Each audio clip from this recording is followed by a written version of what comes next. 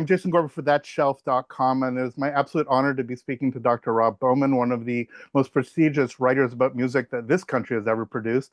His expertise is renowned, particularly on soul music, particularly the work that he did on Stax Volt.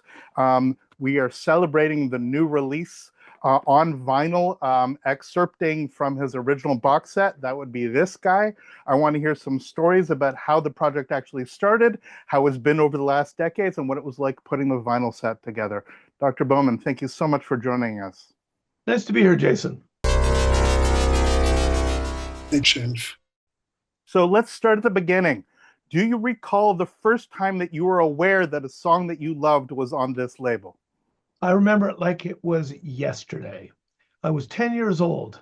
The Rolling Stones had recorded a cover of an Otis Redding song called That's How Strong My Love Is. I adored that song. I loved the way Mick sang it, and I wanted to get closer to it somehow. And I remember Mick talking in an interview, it might have been in Hit Parader magazine, that it was an Otis Redding song and how much he loved Otis. And I thought, okay, well, I need to hear Otis Redding. I went to my local record shop, which was actually a section of Eaton's department store, because that's the way most people bought records back then, asked them for That's How Strong My Love Is. They didn't have it, but they had Otis's newest single, Try a Little Tenderness. I bought that, took it home, 69 cents, by the way, plus tax. Bought that, took it home, put it on my turntable, and suddenly oceans of sonic meaning flowed into the room, into my ears, into my body. I couldn't believe what I was hearing. It did not diminish how great the Stones were whatsoever. Some people have these epiphanies and reject whatever from the past. I still adore the Stones. Saw them 3 times this summer. But Otis Redding became one of my favorite artists ever. And I kept buying more Otis, and then, bought Soul Man and began to slowly put it together. Maybe through Rolling Stone. I'm not quite sure how I started putting it together. These were all coming from the same studio in Memphis, Tennessee. It was coming from a place called Stax Records. And this is a gradual process over time, understanding that and then becoming to get to realize that virtually anything recorded out of Stax in that period, because nearly everything at Booker T and the MGs is the house band, so virtually everything was going to be good, if not great. So that's kind of how the whole thing started for me. Yeah, I'm always fascinated, especially the stuff that was going on in the early 70s anyway. That's, as a film guy, that's certainly where a lot of film programs sort of were initiated. The academicization of cinema was done. But in some ways, music was. It's after the explosion in the 1960s. Here you are in the early 70s, essentially doing a musicology degree, except instead of doing it what we think of as something mildly anthropological, you going and finding either the folkways kind of tour or going all over the world, you're finding it in pop music from the 1960s. If we could talk about that, about when it became not just a passion, but an academic interest. I started writing for magazines when I was 15. Ah. Little bit of luck, little bit of chutzpah, lied about my age, and suddenly I'm interviewing my heroes. My first interview was T-Bone Walker, the great blues musician from the 40s, wrote Stormy Monday. My second interview was John Lee Hooker, but long before he became huge and would play places like Massey Hall. This one, Hooker was still playing clubs, and not that many people, unless you're deep into the blues, knew who and what he was. My next one, John Hammond Jr. So all those early interviews were blues people. My first cover story is Pink Floyd, Dark Side of the Moon tour. I was 16. What magazine was that for? That was for Beatle magazine, Beetle. It was a Canadian glossy mag from 1970, I believe, to 75. I started writing for them in November 71. I wrote for them up to when they folded. So this is wild, because obviously Cameron Crowe is so celebrated for all the stuff he was doing, and even, mythologizing in his own movies. You were doing it not in some ways at the same time, but also a little bit earlier. Well, Cameron's a friend of mine. And I did start 1 year earlier than him. But of course, Cameron was in the States. I was here. I was writing for Canadian publications. He was writing for American. And, there's a difference in where it goes. Cameron also became a very good screenwriter. I mean, Almost Famous is based on his life story, and it paralyzed mine a lot, or parallels mine a lot. People always say, "Oh, are you the guy from Almost Famous?" I'm going, "No, it's a friend of mine." But I've done a lot of things in my life, but I didn't ever become a screenwriter. I got to give Cameron full props. But He's when done. you went to York to actually do musicology, did you always know it was going to be related to this particular era? Um, no, I did know when I went to York, first of all, just in music as an undergrad, that my Mm. life was music. It could have been, I could have ended up being a rock star. I performed in bands and stuff. Could have been a composer for film. All of those things interested me, and I did some of that stuff, not on a hugely professional level. But in my first year of university, I found out about ethnomusicology. In fact, my very first day, 4 o'clock, I could take you to the room. The professor, the professor was incredible. His name was Bob Whitmer.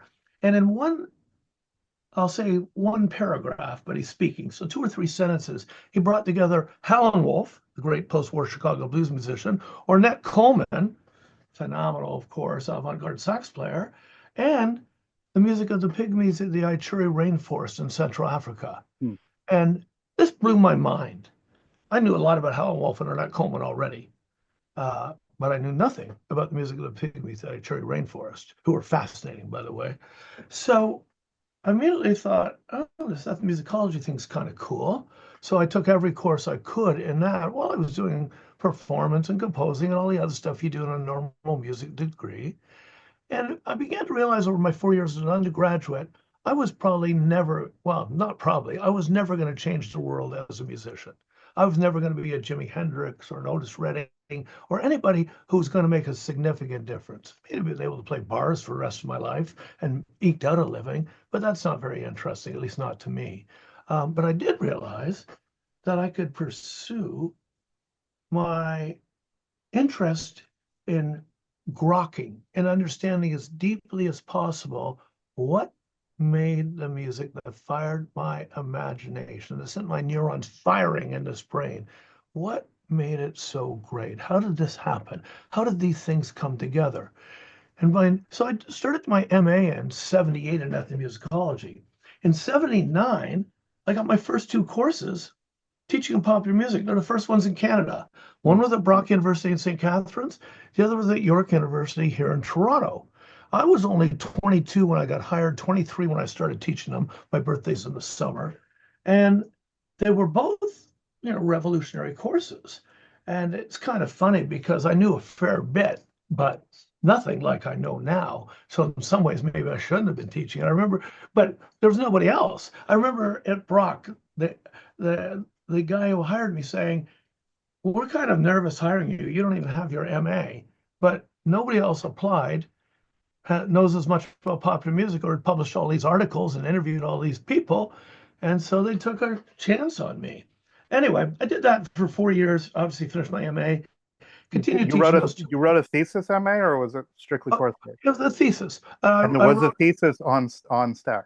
no, it was a 2-year program. The thesis was on King Oliver's Creole Jazz Band, the There you go. first band Louis Armstrong Sure. played in or recorded with, and the first black band to make a series of recordings from April 23 to December 23.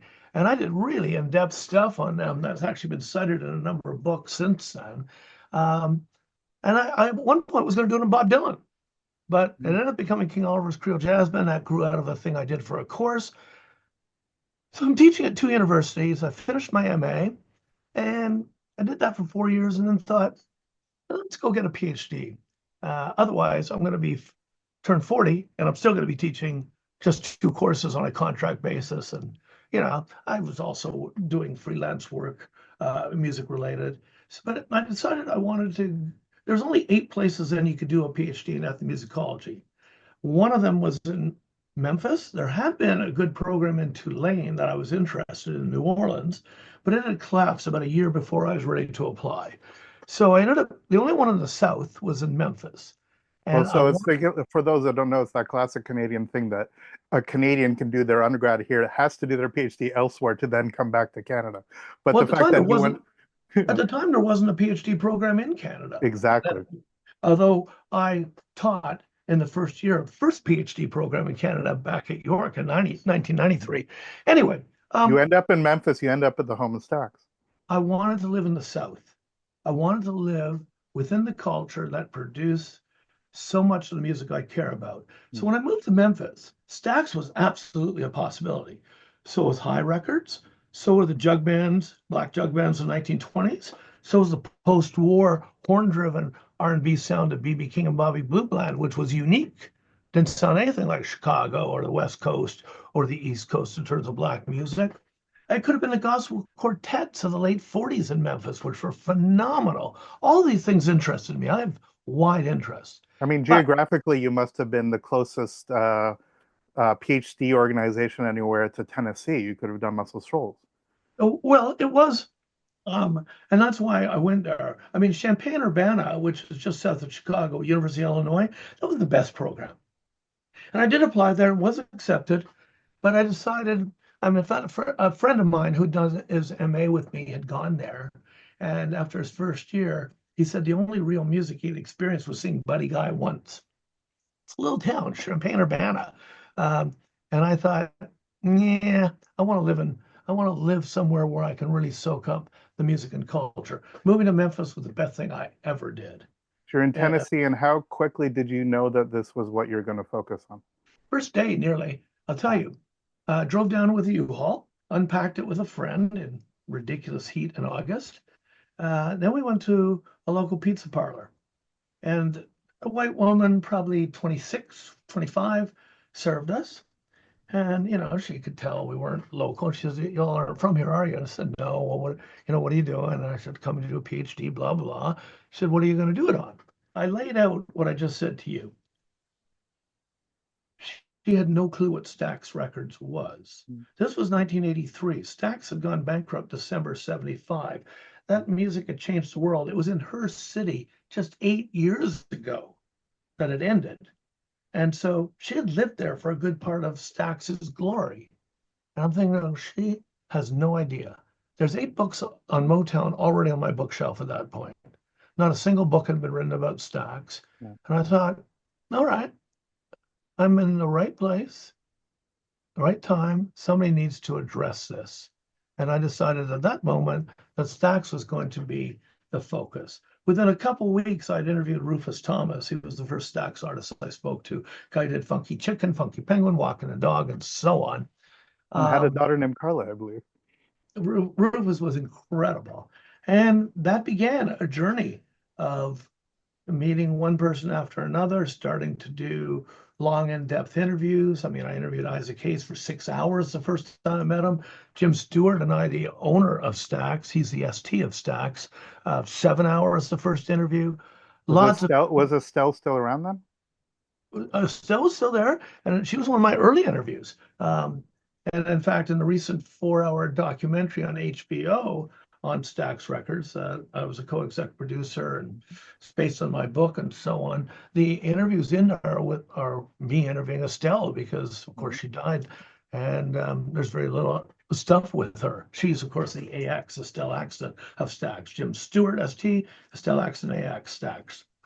So that was the beginning of a journey. And 100 interviews later, 12 years later, um, I finally decided I had taken this as far as a human being could probably do it and finished writing the book. In between, I did 3 massive box sets. The one you held up, 9 CDs, and then a second one, which has a blue cover, and 9 CDs, and then the third one, which has an orange cover, which is 10 CDs. I co-produced those. There's 142,000 words between all 3 box sets. So it's a chicken and egg, funky chicken and egg question.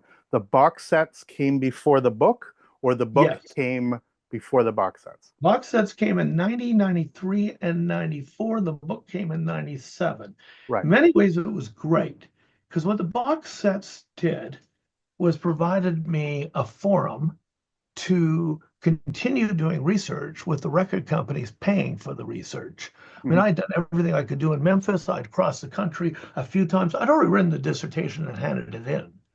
But I was wondering that. I was wondering if you got to show up with a Grammy Award in this and said, "Give me my goddamn PhD."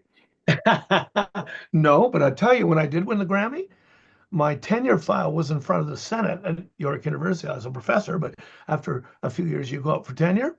And literally, I won the Grammy while the file went to the Senate. And as somebody told me who was on the committee, so we got this file, you've just won a Grammy, you're all over the news. And what are we going to do? Turn it down? Right. I don't even know if they read it, to be Was it honest. always, and again, was it always the case that you were going to come back here to teach? Um, yes, I had a brother who was disabled. He had multiple sclerosis. And so I ended up taking care of him along with my sister for the last several years of his life. So I never applied. I didn't do the typical thing, get a PhD, go apply for any job moving, whether it's Laramie, Wyoming, or Lethbridge, Alberta. You go to some Nowheresville place, and then you try to be a star and maybe get to Ottawa or Pittsburgh or somewhere. Then you try to be a bigger star and you get to New York, Toronto, San Francisco, wherever. Um, I never did that because of my brother. I was, and the rest of my family's here too, but it's mainly my brother that made sure I was coming back to Toronto. Um, and so the only job I ever applied for in terms of being a professor was at York. And when I came back from Memphis, I taught on a contract basis 4 courses at York, which is a typical sort of pattern. And then first time a job opened, unfortunately, a professor had taught me many years before, died of cancer when he was 50. And when they advertised his job, it was the first time they'd ever advertised popular music as a possibility. There's 4 possibilities: 20th century classical, popular music, current technology, and theory. And they wanted somebody who's qualified at least 2. I could qualify myself in at least 3 of those. And I'm very fortunate and got the job. Meanwhile, I was doing these box sets, but I was doing a lot more too. I've done over 300 CD compilations. But That I want to talk. Let's, and it's incredible, and we'll get to that. We'll even get to this guy.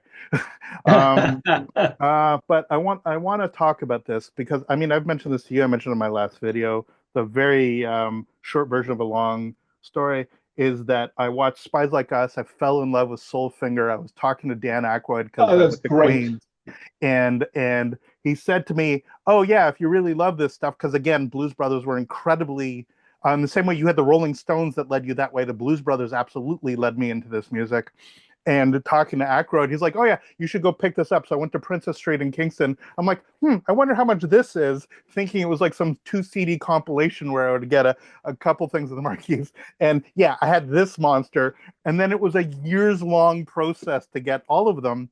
But that's where I saw this name, Rob Bowman. I'm like, he's a Canadian. And I was in academia at the time. And this is what introduced me to the whole notion that a label, we always knew it about Motown, the Motown sound and stuff like this, but this was a deeper understanding of the territoriality of these sounds and how I hadn't fully understood that somebody like Booker T, that's so over 90% of what's happening this after a certain period of time, and especially by the time you get to the later sets, that you could have this incredible sound with the consistency and yet had all these other artists and their voices going in there. So Well, I I saw want that. to talk specifically about this guy because this is what has Sure. been produced in vinyl. At the time, just getting this together, even making the list of what every single was, how, what were the records like at Stax? Who was driving force of ensuring that this would even happen? Well, I got to give credit to a guy who was in New York working for Warner International, which had Atlantic, which of course controlled that period of Stax. A guy named Steve Greenberg. Mm-hmm. Um, I had done an Otis Redding box set a few years before that, got nominated for a Grammy my first time out doing a box set, didn't win. Um, but Greenberg was aware of me and he had the idea to do this box set. And what he had done, it was kind of interesting. He brought it up, and the Americans weren't very interested. Atlantic in the US thought, 9 CD? Are you crazy? You got to remember, Clapton had a 4 CD box set out. There were a few other 4 CD box sets. There was little beyond 2 CD sets. This was the first. Yeah, I No, think I spent in the 90s $300. I don't even remember what I paid for this, but this was a ridiculous amount of money then. and it was the first box set about popular music that went to that degree, had that much depth, that much music, liner notes of that length. We really pioneered something. But Greenberg had the idea. The Americans weren't interested. Um, and the Japanese said, well, blah, blah, blah, maybe. English, same thing. So what he did was everybody said, if you can sell 20,000 or 50,000, I can't remember the number, in one other country, we'll take it on too, but I won't guarantee how many. So he lied to everybody virtually, told the British the Japanese had committed, told the Americans perhaps the English had committed. So he got the green light and he phoned me up and we started putting it together. Now, Greenberg had the list of singles. I had the same list. Part of my research when I started was putting together a discography of what Stax had released. And I was lucky. There was a maniac in Holland, a guy named Rene Wu, who would come to Memphis once a year to find records. And I met him. He went into a used record store. Someone I knew who worked there told him about me, put us together. Rene had spent years putting together an incredible discography. So he gave me all his work, and that's where I started. And then I built upon it. And then Steve Greenberg had got a lot of it together when he called me. So between us all, we had the list. It wasn't that hard to document. Then it was a matter of writing the liner notes. How do you write liner notes for a 9 CD set? Well, Nobody so does. again, you're the liner notes, and I almost get I can. This is an incredible achievement. Let's be clear, but I want to know what the state in the world pre-digital of making sure you actually had access to all of these songs. What were the tapes like? The condition. The tapes were pretty good. So the entire Some of Stax library was in one place. Were you having to do? Were you actually no, having to rip 45s for some of the more obscure tracks? the library was in a couple different places. First of all, Atlantic has their own library, Right. but it was far from complete. Fantasy Records at the time owned Stax. It's a complicated arrangement. Atlantic distributed Stax in these first 8 years, and their contract gave them the right in perpetuity to continue distributing Stax. Anything they'd put out in the first place. So they hadn't put a record out in the first place. They did not have the rights. But Fantasy, as owning Stax, had virtually all the tapes. There were probably 13 singles we had to master off vinyl. And the other complication was there were very early singles that Fantasy didn't own and Atlantic So didn't the satellite singles, or yeah, Jim Stewart owned. also And so Did Stewart actually have tapes of the satellite stuff, or was that ripped off vinyl? he did not, but he owned it. So we had to obviously get his permission. He was happy to do it. He was really happy the whole thing was happening. You're getting the singles from all over the place, based on the discography that you'd already established. What is fascinating for me, and I'm jumping ahead a little bit, is I was asked actually, how does this sound compared to these guys? And I understand there's been remastered versions of this set before. I only have the original set that I got in the 90s. I was shocked, at least on my system. This sounds incredible compared to this. And this was obviously at the time a stunning achievement, the documentation, the recording, but this sounds so much better now. And I'm wondering if you could attribute that to simply better mastering. It's obviously, I don't think it's entirely just because it's on vinyl. I think that there is a treatment of this archive material in a way which is simply superior, because after the result of work from people like you, they realize the value, the immortal value of some of these tracks. I'm wondering how much you know about the sound difference between the original release and the new release. Well, I think there's 3 reasons it's probably better. Obviously, current technology is so much better. In the CD era, it took a long time for people to figure out how to properly master CDs. The earliest CDs from the 80s, a lot of them just sounded terrible compared to the original vinyl and compared to later CD mastering. And I think the Stax box was done pretty well. Understand, I didn't do the mastering, Of course. so I don't get credit for it being good or bad. I think Bill Inglot did it, though, if I remember correctly. And Inglot was about as good as people got at that period. I think this would have been amazing for mid 90s. I am shocked about how much better this is. That's all. Well, what I'm getting at is the mastering technology has grown incredibly. So whether it be CD or vinyl or even digital now, as long as it was lossless, not an MP3, it should sound better. And then the third thing, of course, is vinyl does have a warmer sound. It's not going to make the tremendous difference you're talking about, but it's going to make a difference. So put that together with the technology improvement over time and greater understanding about mastering, and you've got a better sounding. And it's also probably, is it 180-gram vinyl? I mean, Probably. it's well, it's probably 140, but regardless. So the track Either that I was way, listening to of all of them is as "Mama Mama Wish Me Luck" by Carla Thomas. That was sort of the go-to that I was going back and forth because that song actually has inherent distortion in it, and right. it's whether or not it's sympathetic distortion. I mean, it's obviously, in other words, it's baked into the recording that it's not a pristine recording, and hearing on this. On my system, which is a very good digital system, and I have a very good analog system, I do not attribute this strictly to a digital versus analog. I attribute this to 1992, 93 versus 2024.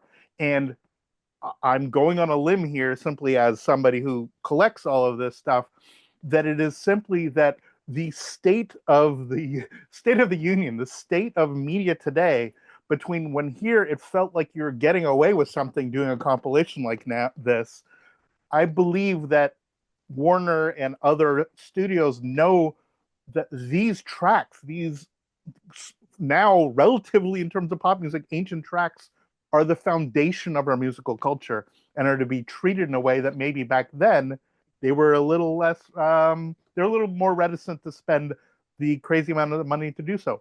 That's conjecture. I'm just wondering if you have any reaction I, to that. I actually think you're not correct.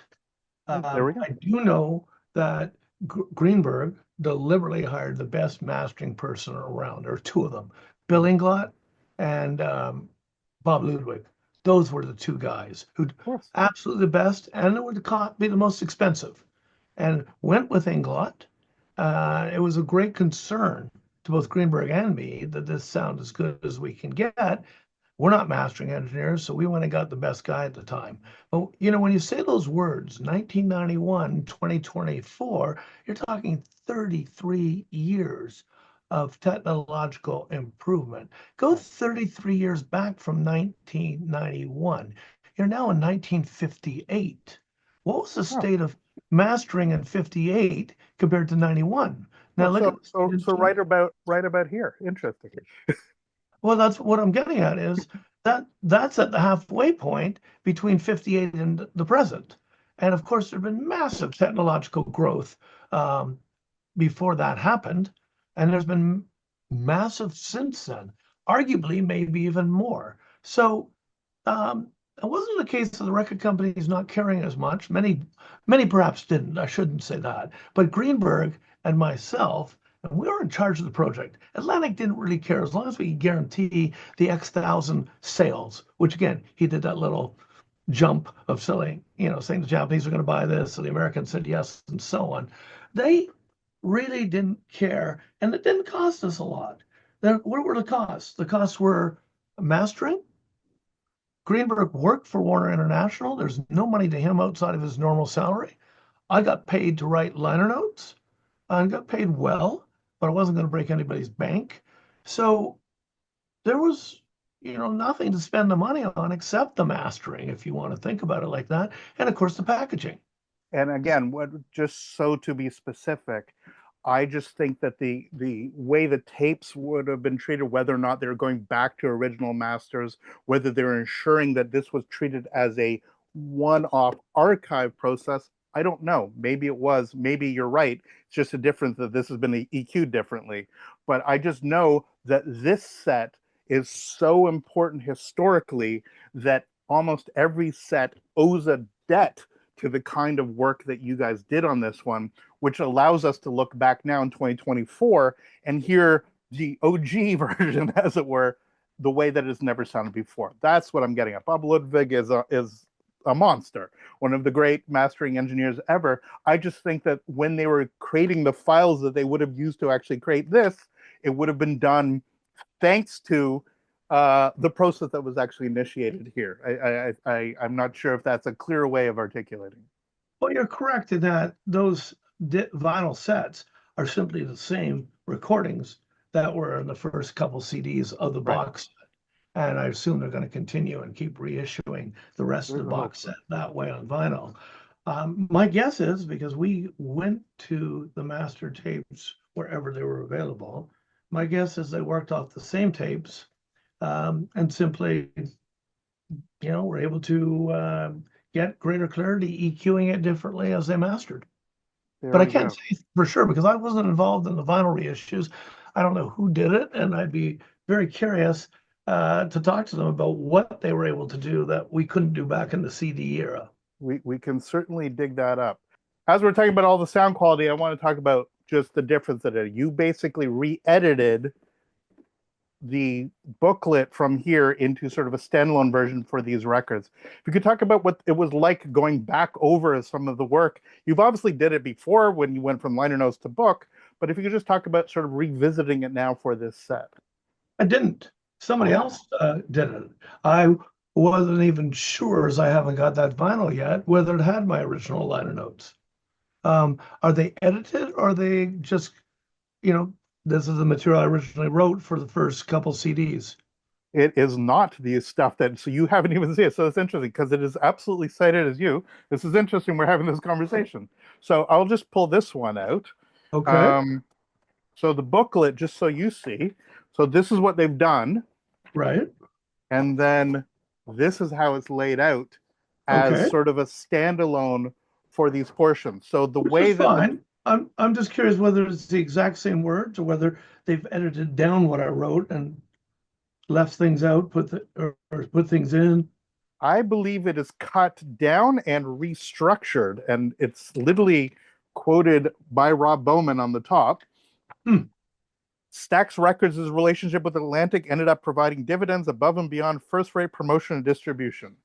I mean, that's obviously not how you started halfway through the like 1.5 CDs in. So the way it breaks down, just because you haven't seen it yet, is that the second set starts with "What a Fool I've Been" and ends with "Please Return to Me."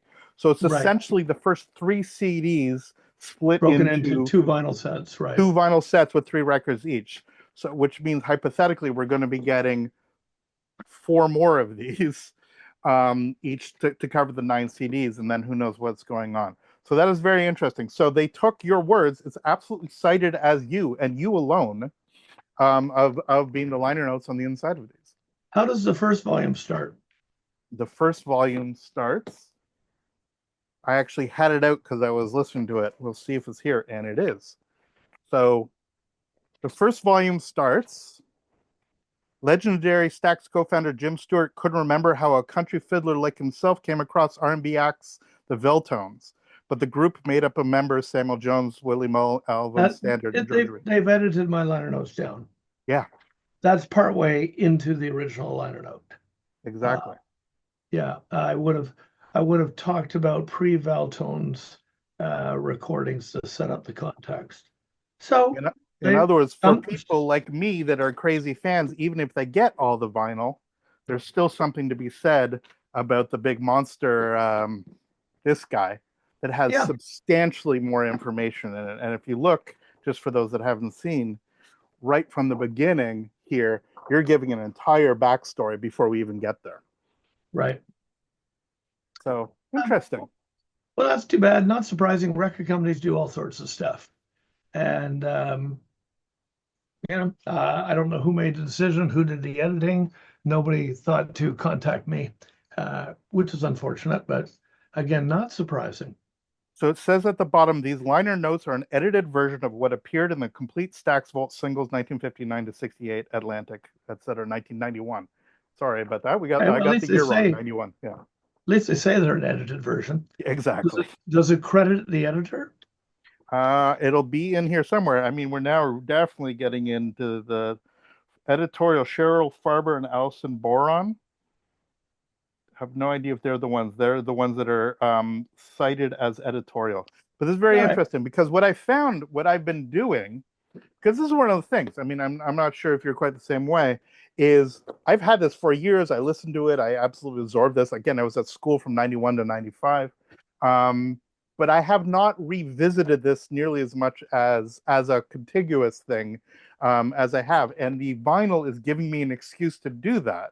Right. What I'm doing is I'm reading this as opposed to this, and I'm going Uh, through this as the sort of what I should be doing is your book, but that's a whole nother story. but well, the but book, the oh, book um, leaves out a lot of stuff in those box sets oh, because, interesting. well, because the book's 222,000 words. Your average book is 90,000. Those box sets are another 142,000 words altogether. So if I'd done the whole thing, we'd be well over 350,000 words, which nobody's going to publish. Right. So the box sets were great. I started saying this earlier because not only did it mean the records could fund more research, but it also meant I could write about in detail about obscure records that are great, but nonetheless historically were not important, which I then could don't have to write about in depth in the book because they're there in the box sets. And most people who bought the book would also bought those three box sets. In some ways, it's a meta project. And coming Right. out of the book came the building of the Stax Museum of American Soul Music in Memphis. Right. So the meta project includes those three boxes, the book, the museum, and now the 4-hour documentary on HBO or I'm going Crave. to give some love to the fourth box set, this relatively obscure box set, the Stax Singles Rarities, with liner notes by Dr. Bowman. It's obviously less substantial in terms of its girth than this, but I found a lot in this, and this came out for me in an interesting, because this was as I said, I had the Atlantic set, which was a decent greatest hits of a bunch of stuff in Atlantic, so very good and important set. Then I had this, and I'm like, I could feel that I was getting just a taste of, as you talked about, that beautiful lunatic that had the full discography in Holland. I was getting Yeah. a sense of that with here, and then the complete Motown sets, the Oh, hardbound yeah. album, complete Motown, which I have to say it's on CD only, not on vinyl, of course, as this was, but it has slight one up. It has every A side and B side. Yeah. Was And that we talked about doing B-side boxes. right? And the record company can never see their way to it, which is why that slender box of quote rarities B-sides was sort of a bad compromise. I mean, it's great it came out at all, Right. but I would have loved to, especially for that first period, uh, put out a mirrored set of all the B-sides. But And that's um, what I want to get. We have the opportunity, hypothetically, as maybe strictly a digital release. sure, Would you consider the necessity?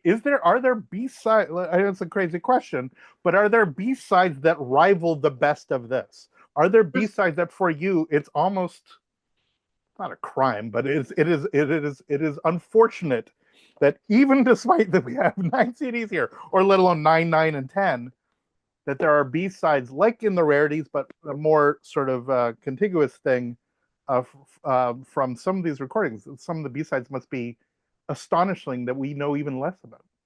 there's a ton of great B-sides. To be honest, virtually everyone is out Mm, somewhere, got it. meaning we reissued a lot of single CDs and put bonus cuts, which Right. would be the B-sides of singles that were on the album or B-sides that came out in the same period of the album, as well as the A-side if neither track was on the album. I've done other boxes. I did a Booker T and the MG's box set and made sure every one of their B-sides was on there. B-sides that were not on an album, not on the original black box. So their stuff's easy to have. You buy that 3 CD set, and Right. it's got a lot of other cool things, live stuff. The MGs with Bob Dylan, the MGs with Neil Young, and so on.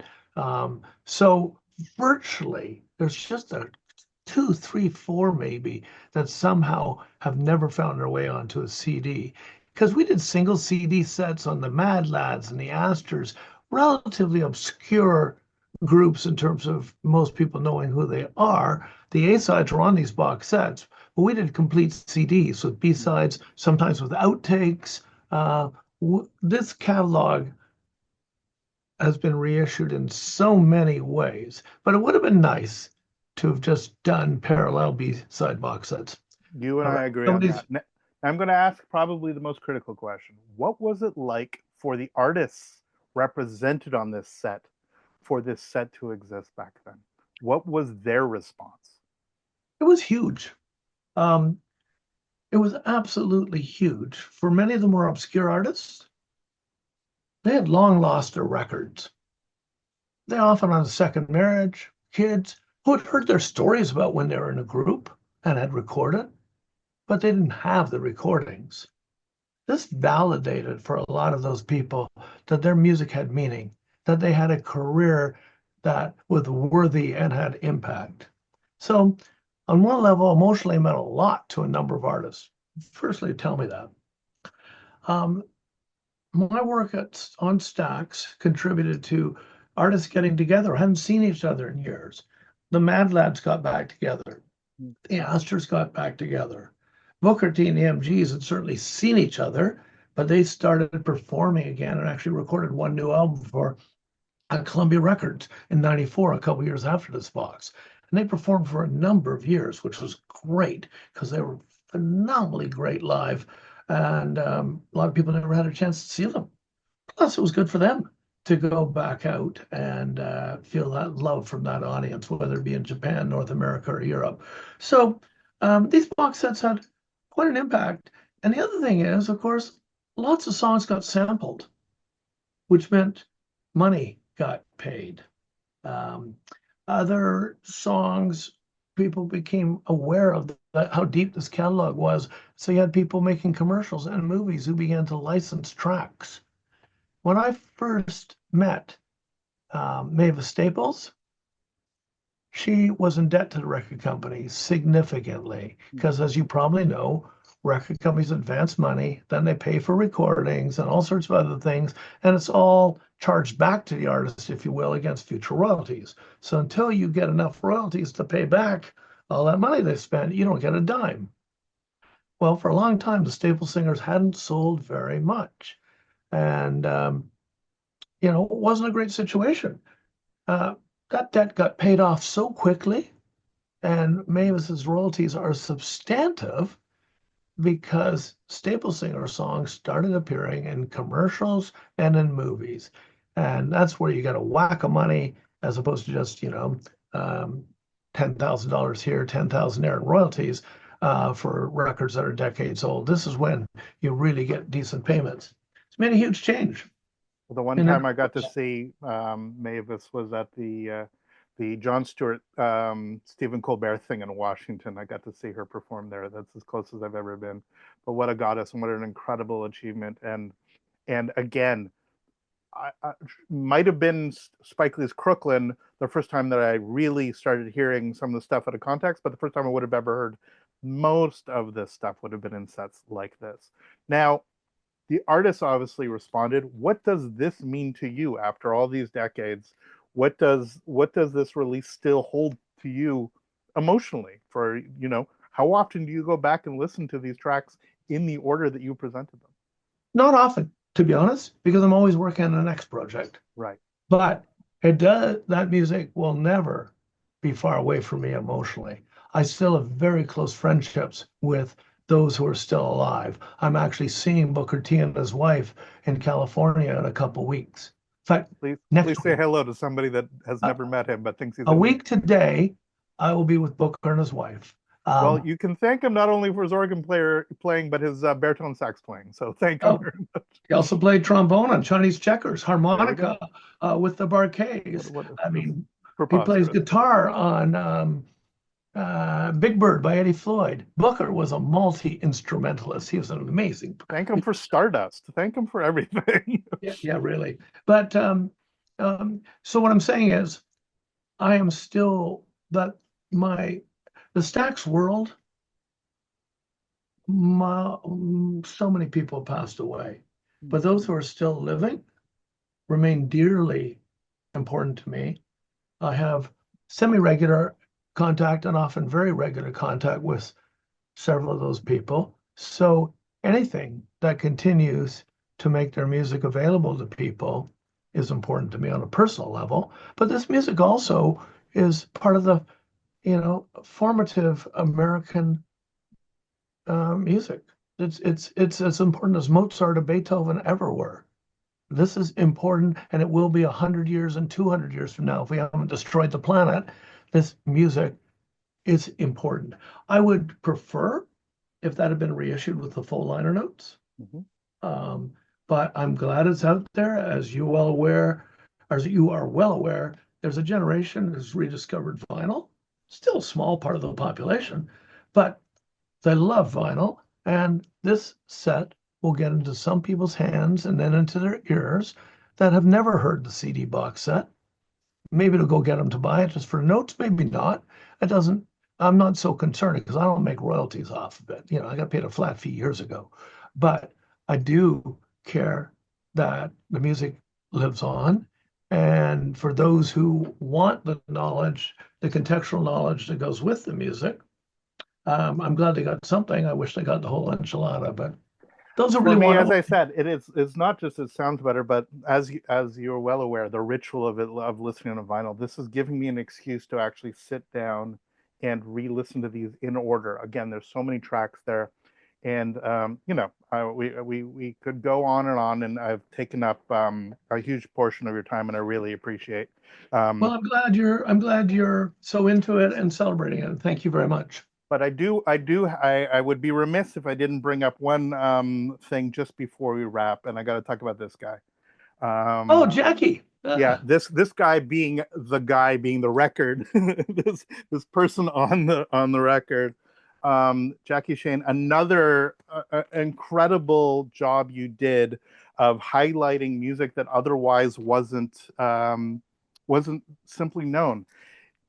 As we could have an entire other conversation about this, the documentary work, but I just want to, if this is the only thing you did, people would be celebrating you. But the fact that you played such a strong role in actually bringing her music to the world and the world's attention is just astonishing. And I'm just wondering, just very briefly, what this means to you, um, not in contrast, but as a I clearly this led to this, and I'm just wondering if you could talk about a little bit about what that journey was like. Well, and there are hundreds of projects in between, Right. but the Jackie Shane project meant an amazing amount to me. When I first started running for music in November 71, I had already owned Jackie's stuff, and I thought, oh, it'd be cool to interview Jackie and do something. Jackie disappeared in December 71. She became a recluse for the next 45 years. So when I got a call in 2016 asking me if I wanted to interview Jackie Shane and write liner notes because Jackie had agreed to have her stuff reissued legitimately for the first time, I thought, what planet did I just step off? And Jackie and I became incredibly close for the last 3 years of her life. Um, we got a Grammy nomination. She was really, really, really excited. Got the cover of the New York Times Arts and Entertainment with that set. Got the cover of Washington Post art section. Got massive stories on NPR. And then she died 9 days after the Grammys. Um, she had big ideas. She wanted to do a documentary film. She wanted me to introduce her to documentary filmmakers, which I did. And fortunately, her heirs, her nieces, agreed to the doc, and we got it done. And eh, there's I think it's 8 episodes, but I could be wrong, might be 4 or 6. But there's going to be a biofiction television Oh series that wow. Janelle Monáe is producing coming on Jackie. And then the family and I have a few other projects planned, Fabulous. which I can't talk about at this point, but hopefully it'll be Jackie Shane projects coming out for the next couple of years. Um, Jackie was so, it meant so much to her that people remembered her, that people cared about her. She had no idea after all those years of sort of living as a recluse. So it's on a personal and emotional level, a project at the same level for me as Stax. And this is what I'm getting at is like I think this wouldn't have happened. This entire what Numero does, like all of this kind of archiving work has so much to do with the work that you guys did back here. It's not like you were the first to do it. It's not like there hadn't been compilations, but to treat it with a musicological seriousness, not an academic seriousness, but treating it as the art that it is. As you say, we have these massive Mahler box sets, these massive Beethoven box sets, and great jazz box sets, and incredible jazz box sets, and incredible big band box sets, etc. To treat this, remember, these were called albums for a reason, that they showcased in one giant set a grand vision of a particular artist or a particular thing. And so for me, I just wanted to take this opportunity to not only have this dream conversation with you, but to thank you, not only as a collector, but simply my love of music is so entwined with that silly conversation I had with Dan Aykroyd that started me on this incredibly financially detrimental collecting thing.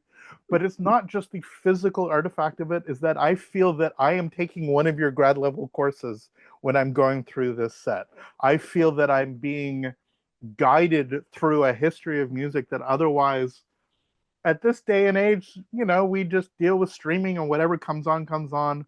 But my love of music, my deep appreciation is directly associated with the work that you did with this. So I wanted to take this opportunity to thank you so much for everything that you've done over the decades to elevate this music for millions of people around the world. Thank you. I don't know if you know, we did a 12 CD Stax box set 2 years ago. I'm well aware. I could have shown you off that. The That is an entire incredible festival. documentary. That was a dream that I'd wanted to do for years. That is a dream I had.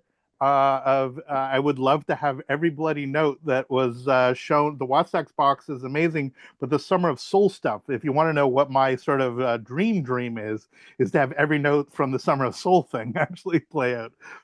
That would be nice. I'd love to see that come out. So yeah, such astonishing stuff. So anyway, Dr. Bowman, thank you so much for your time, and I look for after the Jackie Shane thing comes out. Or maybe we reconnect again, and after you've had a chance to actually listen to this, and maybe there's more stories that you can actually tell us about the Stax project or other projects you would want to highlight. All right. Well, thank you so much. All the best. And you okay, have a we'll wonderful wrap day. this. Hopefully your viewers will enjoy this. Thanks, James.